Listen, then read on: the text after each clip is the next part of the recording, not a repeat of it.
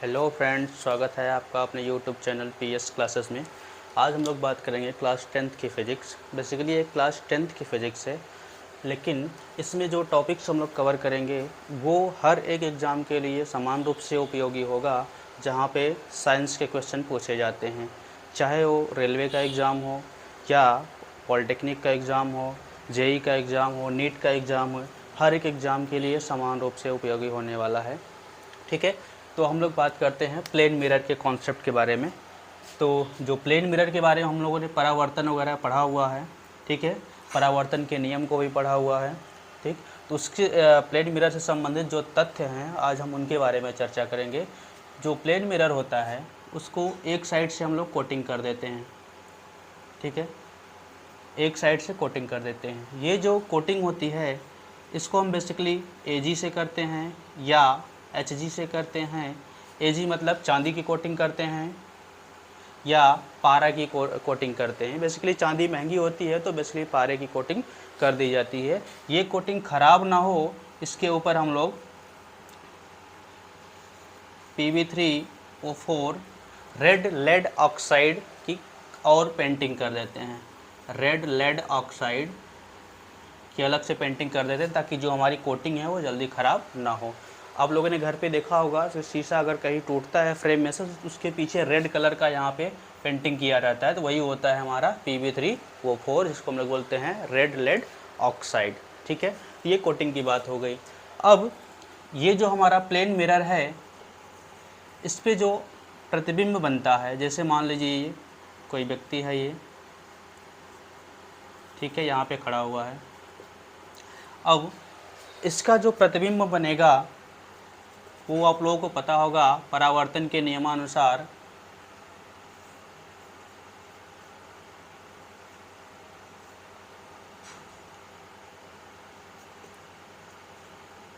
इस तरह से आभासी प्रतिबिंब बनेगा जो मिरर के पीछे होगा।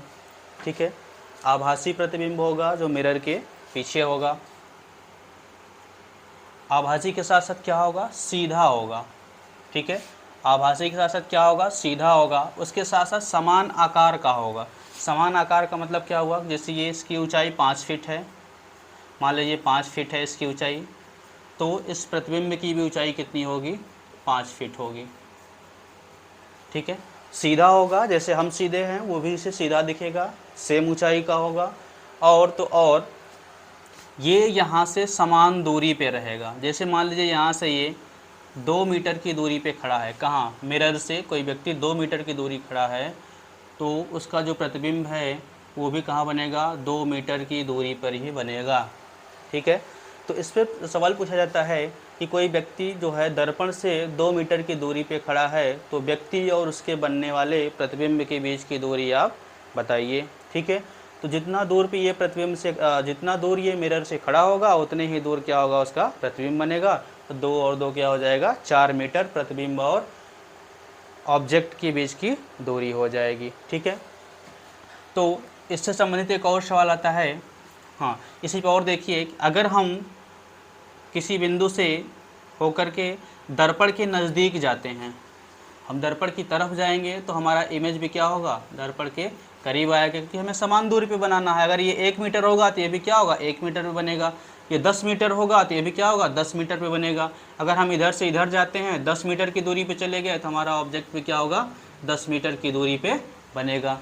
तो कहने का मतलब है जितनी दूर आप मिरर से रहेंगे उतनी ही दूर पीछे हमारा इमेज क्या बनेगा, बनेगा। ठीक है, तो इस पर सवाल पूछा जाता है कि अगर कोई व्यक्ति है, मान लीजिए यहाँ पे खड़ा है, यहाँ से v वेलोसिटी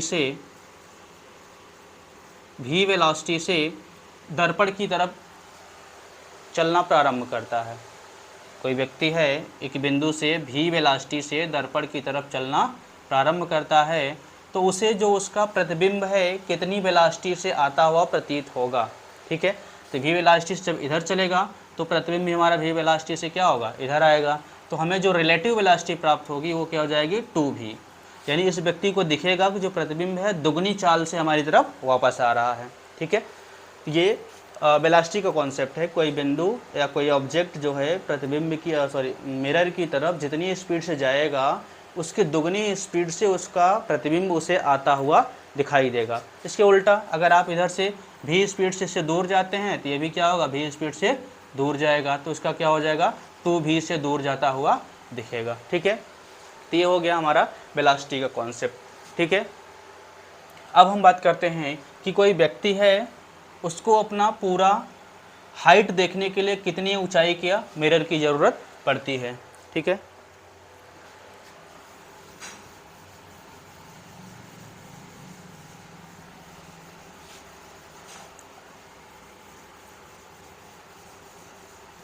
एक यहाँ पे व्यक्ति है,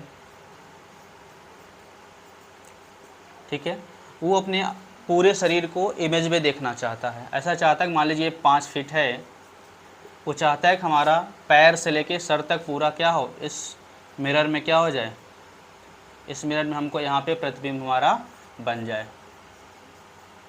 ठीक है, तो इसकी ऊंचाई मान लीजिए h है, इसकी ऊंचाई मान लीजिए h फीट है, तो हमारे प्रतिबिंब जो हमारा मिरर है वो कम से कम h/2 फीट का होना चाहिए। जैसे व्यक्ति 5 फीट का है तो मिरर हमें कितना लेना पड़ेगा, कम से कम 2.5 फीट का लेना पड़ेगा, ताकि हम अपने शरीर को पूरे रूप से प्रतिबिंब में देख सकें। ठीक है, तो यहाँ से एक सवाल पूछा जाता है हाइट से कि अगर 5 फीट या 5 फीट का व्यक्ति है, उसे मिरर में अपने पूरे शरीर को देखना है, तो कम से कम कितने फीट का मिरर होना चाहिए। तो जितनी ऊंचाई है उस ऊंचाई का ये क्या होना चाहिए, आधा होना चाहिए।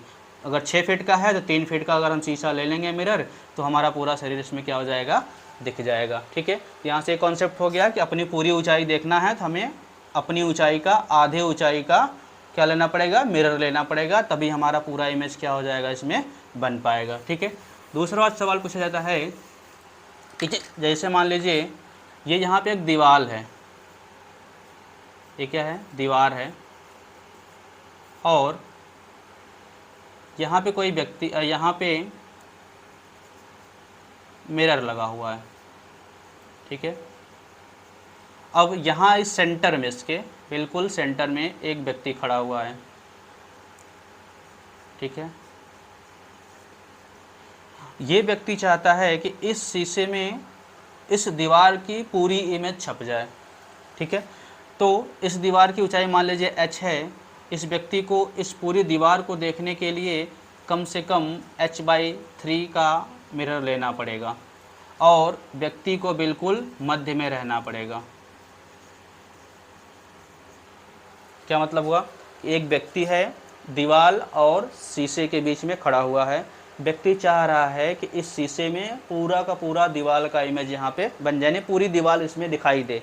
तो उसके लिए हमें कितनी ऊंचाई का शीशा लेना पड़ेगा, तो जितनी ऊंचाई का दीवार होगा उसकी ऊंचाई का h/3 हम शीशा लेंगे, और कंडीशन साथ में क्या रखेंगे, इस व्यक्ति को दीवार और मिरर के बिल्कुल बीच में खड़ा होकर देखना पड़ेगा, तभी ये पूरी की पूरी दीवार इस h/3 के मिरर में पूरी तरह से उसका प्रतिबिंब बन जाएगा। ठीक है, तो ये भी सवाल पूछा जाता है। ठीक है, दूसरा सवाल और क्या पूछा जाता है, जैसे मान लीजिए कि ये हमारा मिरर है और ये हमारा आपतित किरण है, इस पे हम लोग क्या करेंगे, अभिलंब खींच देंगे, तो ये हमारा क्या हो जाएगा, परावर्तित किरण। आपतित किरण बराबर परावर्तित किरण होता है, ये तो पता है। ठीक है, तो दूसरा सवाल ये पूछा जाएगा कि अगर इस मिरर को हम घुमा दें, कितने कोण से, थीटा डिग्री से, थीटा डिग्री से घुमा दें किसको, इस मिरर को। पहले मिरर ऐसे था, अब क्या हो गया, ऐसे हो गया, अब मिरर हमारा क्या हो गया, ऐसे हो गया। ठीक है, हमने क्या कर दिया, थीटा डिग्री से मिरर को ही घुमा दिया, तो जो परावर्तित किरण होगी वो 2 थीटा से घूम जाएगी, यानी जितने कोण से हम मिरर को घुमाएंगे उसके दुगने कोण से हमारा ये परावर्तित किरण घूम जाएगी। ठीक है, तो यहाँ से भी एक सवाल पूछता है, और सवाल यहाँ से भी पूछता है, जैसे मान लीजिए सिंपल सवाल पूछना है तो बोल देगा कि जो ये आपतित किरण है वो आधार से 30 डिग्री का कोण बना रही है, आधार से या मिरर से 30 डिग्री का कोण बना रही है, तो परावर्तन कोण कितना होगा। तो हमें पता है कि आपतन कोण बराबर परावर्तन कोण, तो ये क्या है, अभिलंब है। तो इन दोनों के बीच कितने कोण का है, 90 डिग्री का है। तो ये 30 है तो कितना हो जाएगा, 60 हो जाएगा। तो हमारा परावर्तन कोण भी क्या हो जाएगा, 60 हो जाएगा, है ना। कभी कोई ये दे के ये पूछ लेता है, ये देगा तो ये बराबर ही होगा, ठीक है। इस तरह से सवाल बन सकते हैं। अगला है कि जो हमारा प्लेन मिरर होता है उसका रेडियस होता है इन्फिनाइट, और जो हमारे फोकस दूरी होती है वो भी क्या होती है, इन्फिनाइट, ठीक है। ये तो इन दोनों की हम बात करेंगे लेंस वगैरह में, ठीक है। तो रेडियस क्या हो गया, जो प्लेन मिरर है इसका प्लेन रेडियस क्या होता है, कोई गोला है, ठीक है। यहाँ सेंटर से इस गोले के बाहरी सरफेस के बीच की दूरी क्या होती है, आर होती है। तो जो हमारा ये प्लेन हो गया, ये प्लेन हो गया, ये क्या होगा, प्लेन हुआ तो इसकी रेडियस क्या हो जाएगी, अनंत हो जाएगी, क्योंकि ये गोले का पार्ट कहाँ बन जाएगा, इसकी रेडियस अनंत हो जाएगी, ये अनंत वाला गोला बन जाएगा, है ना। और अगला सवाल पूछा जाता है कि जब रेज यहाँ पे इंसिडेंट होती है, आपतित होती है, परावर्तित होती है, तो यहाँ मान लीजिए ये लैम्डा है, इसका क्या है, वेवलेंथ। वेवलेंथ हमने बात किया हुआ है पहले लेक्चर में, क्या होता है, वेवलेंथ लैम्डा है। और फ्रीक्वेंसी मान लीजिए f1 है। तो परावर्तन के बाद क्या होगा, परावर्तन के बाद भी इसका वेवलेंथ क्या होगा, लैम्डा रहेगा, और फ्रीक्वेंसी f1 ही रहेगी। यानी कि परावर्तन के बाद उसके वेवलेंथ और फ्रीक्वेंसी में कोई परिवर्तन नहीं होता है, दोनों क्या रहते हैं, समान रहते हैं। जितना वेवलेंथ और फ्रीक्वेंसी आपतन का रहेगा उतना वेवलेंथ और फ्रीक्वेंसी परावर्तन के बाद भी रहेगा, ठीक है। अगला क्वेश्चन है, एक मिनट, अगला क्वेश्चन है कि मैग्निफिकेशन क्या होता है।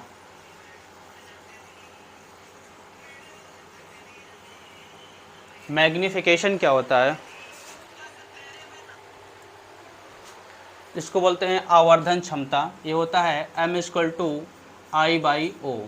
I का मतलब क्या होता है, इमेज की हाइट, इमेज की ऊंचाई बटे ऑब्जेक्ट की ऊंचाई, ऑब्जेक्ट यानी वस्तु की ऊंचाई। तो हमने देखा हुआ है कि जो हमारा प्लेन मिरर होता है सीधा होता है, आभासी और समान आकार का होता है। यानी हम 5 फीट के हैं तो हमारा 5 फीट का है, उसमें क्या होगा, इमेज बनेगा। तो हमारा क्या हो जाएगा, मैग्नीफिकेशन क्या हो जाएगा, ऑब्जेक्ट यानी कि इमेज की ऊंचाई 5 फीट है, और हमारे ऑब्जेक्ट यानी जो हम 5 फीट के खुद हैं और 5 फीट की हमारी इमेज बन रही है, तो हमारा मैग्नीफिकेशन कितना आ जाता है, 1, ठीक है। तो आवर्धन का मतलब क्या होता है कि हम कितना बड़ा या कितना छोटा देख सकते हैं। जैसे आपने कुछ देखा होगा कि हमें माइक्रोस्कोप से देखते हैं तो छोटी, बहुत छोटी चीज़ें बहुत क्या होती है, बड़ी दिखाई देने लगती है, ठीक है।